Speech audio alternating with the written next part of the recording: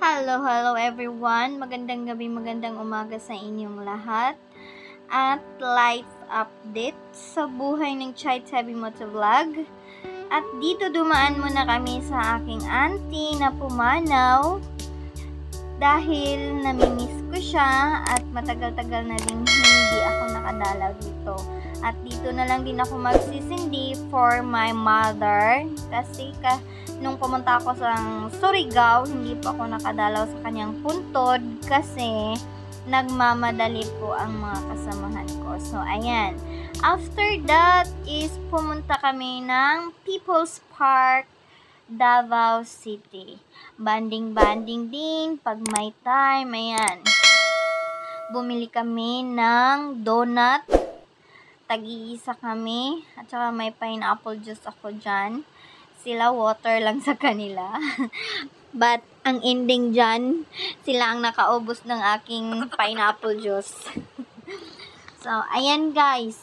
After namin dyan sa People's Park, nagutom ang mga dalaga namin. Kaya pumunta kami sa isang barbecuehan na Grillas ang pangalan dito sa Davao City.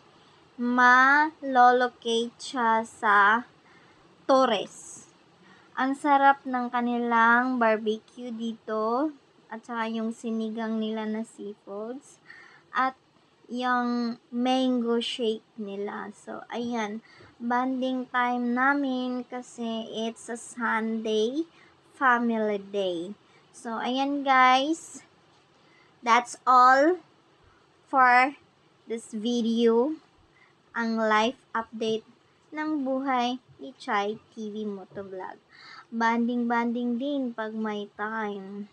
Kasi kakatapos kong maglinis ng aming kwarto, maaga akong natapos, kaya napagpasyahan kong gumala.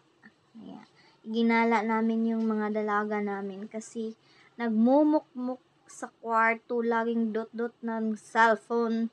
Parang napaparalyze na yung mga kamay sa kakadot-dot ng cellphone. So, that's all for today. Thank you so much. Don't forget to like and subscribe here in my channel.